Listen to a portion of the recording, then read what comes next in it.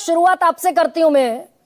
अब सल्यूट आपके modus operandi पर अनुराग ठाकुर सामने आ गए। रायबरेली में फर्जी वोट हैं 2,89,000, 2,89,000 फर्जी वोटर हैं। अनुराग ठाकुर ने सब बता दिया।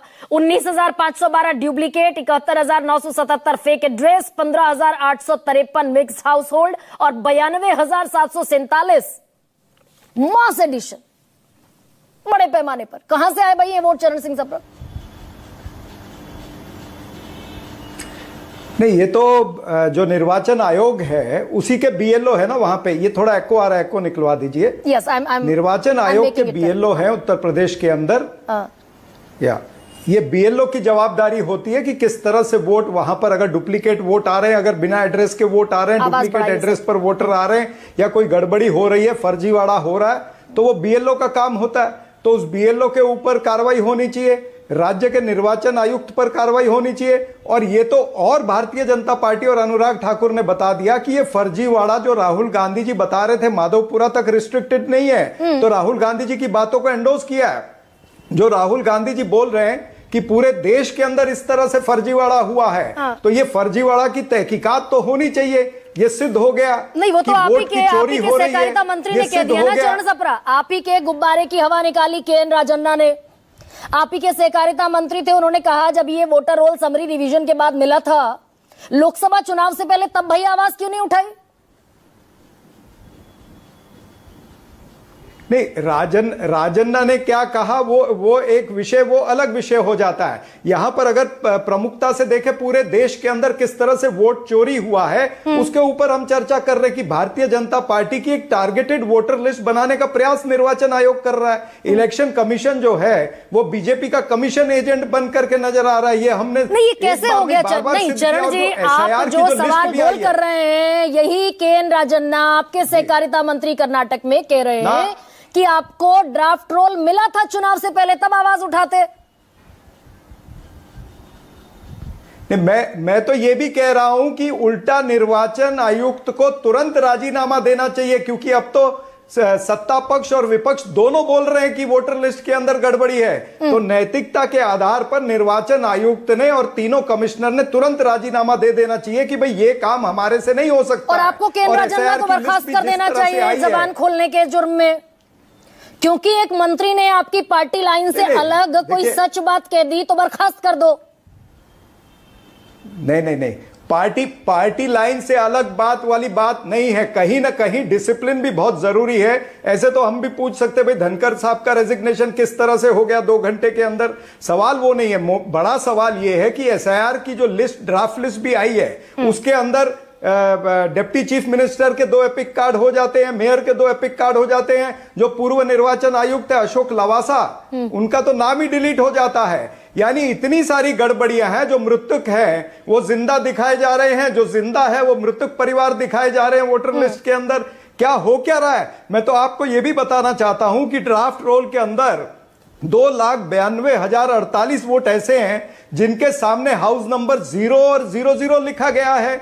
वहीं रोहतास विधानसभा के अंदर बूथ नंबर 106 में व्यक्ति के नाम के आगे डॉट है, पिता के नाम के आगे डॉट है। उसी तरह से जिला अररिया में देखेंगे विधानसभा क्रमांक 6 के अंदर टोटल वोटर 19,24,414 वोटर डिलीट हुए, 1,58,770 मृत्यु वोटर 71,728। अरे भाई अभी तो आपने समरी रिवीजन किया था। क्या अररिया के अंदर महामारी आई थी? इतने लोग 4 महीने के अंदर कैसे मर गए?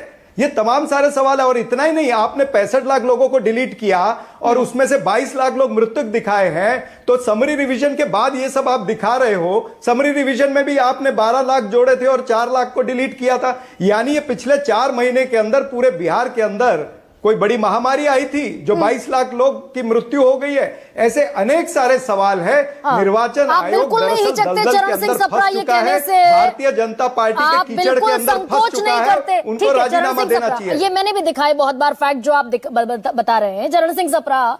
आप बिल्कुल संकोच इस बात से नहीं करते ये कहने से कि अगर वोटर रोल मिल जाए तो हम साबित कर देंगे प्रधानमंत्री नरेंद्र मोदी चोरी से प्रधानमंत्री बने हुए हैं।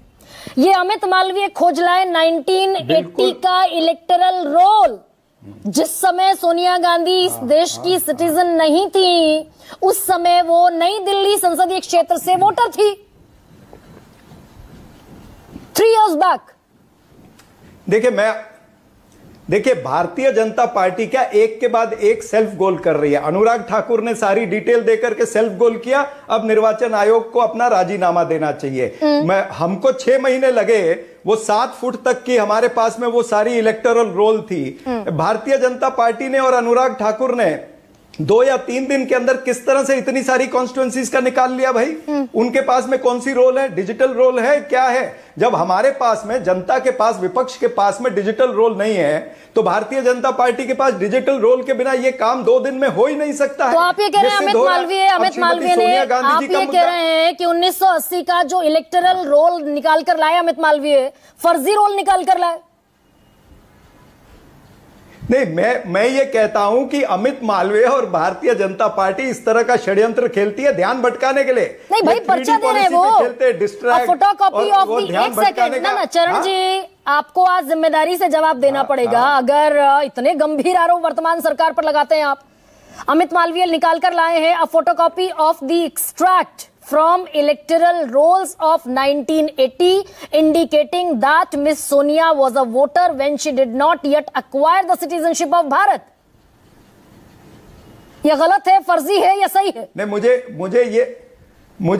मुझे ये बताएं, उसकी तहकीकात हम करेंगे और निश्चित रूप से फर्जी होगा। दूसरी बात ये कहता हूं, एक श्रीमती सोनिया गांधी जी का निकाल करके क्या ये सिद्ध कर सकते हैं कि माधोपुरा में 1,250 वोट जो है वो फर्जी नहीं है?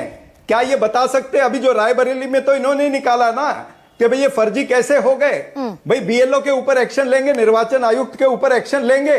ये तमाम सारा, ये बहुत बड़ा देश के अंदर फर्जीवाड़ा हो रहा है। ये निर्वाचन आयोग जो है भारतीय जनता पार्टी की कठपुतली बन चुका है और उन्हीं के लिए ये दिन रात काम करता है। और किस तरह से ये बैटिंग करते हैं, देखिए निर्वाचन आयोग के ऊपर 6 दिन से आरोप लगे हैं और पूरा पावर पॉइंट प्रेजेंटेशन देकर के आरोप लगाए हैं, लेकिन निर्वाचन आयोग जो है वो एक भी प्रेस कॉन्फ्रेंस नहीं लेता है। भारतीय जनता पार्टी के बड़े बड़े नेता, आला नेता उसकी फील्डिंग करते हैं, यानी एक अंपायर जो है उसकी फील्डिंग, उसकी बैटिंग करने के लिए बीजेपी के नेता आते हैं। ये तो आप मान रहे हैं, लेकिन चरण सिंह सप्रा, इस पर भी कोई एतराज है क्या? क्योंकि कांग्रेस पार्टी ने अभी तक इस पर कुछ कहा नहीं है।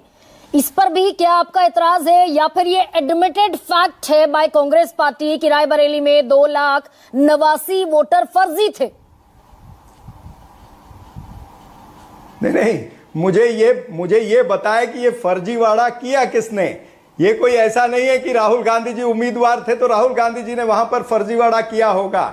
लेकिन सवाल ये आता है कि बीएलओ आपके क्या कर रहे थे, आपके राज्य के निर्वाचन आयुक्त क्या कर रहे थे? अगर फर्जीवाड़ा हो रहा है इतना बड़ा, डॉक्टर अजय आलोक, मुख्य निर्वाचन आयुक्त क्या कर रहे थे?